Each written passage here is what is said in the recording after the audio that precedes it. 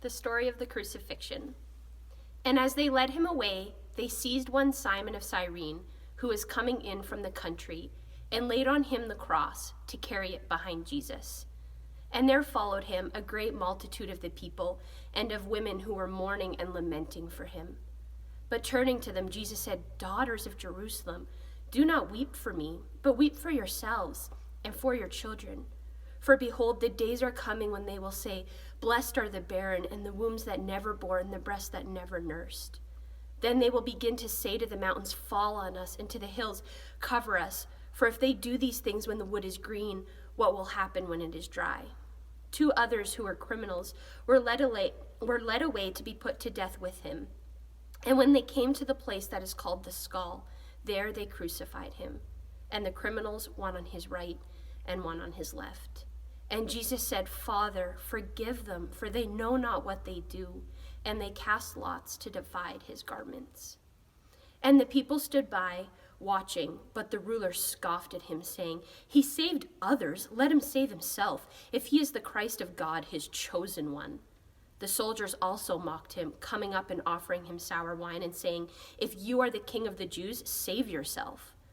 There was also an inscription over him, "This is the King of the Jews." One of the criminals who were hanged railed at him, saying, "Are you not the Christ? Save yourself and us." But the other rebuked him, saying, "Do you not fear God, since you are under the same sentence of condemnation? And we indeed justly, for we are receiving the due reward of our deeds. But this man has done nothing wrong." And he said, "Jesus, remember me when you come into your kingdom." And he said to him, "Truly I say to you, today you will be with me in paradise." The death of Jesus. It was now about the 6th hour, and there was darkness over the whole land until the 9th hour, while the sun's light failed, and the curtain of the temple was torn in two. Then Jesus, calling out with a loud voice, said, "Father, into your hands I commit my spirit." And having said this, he breathed his last. Now when the centurion saw what had taken place, he praised God, saying, "Certainly this man was innocent." And all the crowds that had assembled for this spectacle, when they saw what had taken place, returned home beating their breasts. And all his acquaintances and the women who had followed him from Galilee stood at a distance watching these things. Jesus is buried. Now there was a man named Joseph from the Jewish town of Arimathea. He was a member of the council, a good and righteous man, who had not consented to their decision and action, and he was looking for the kingdom of God.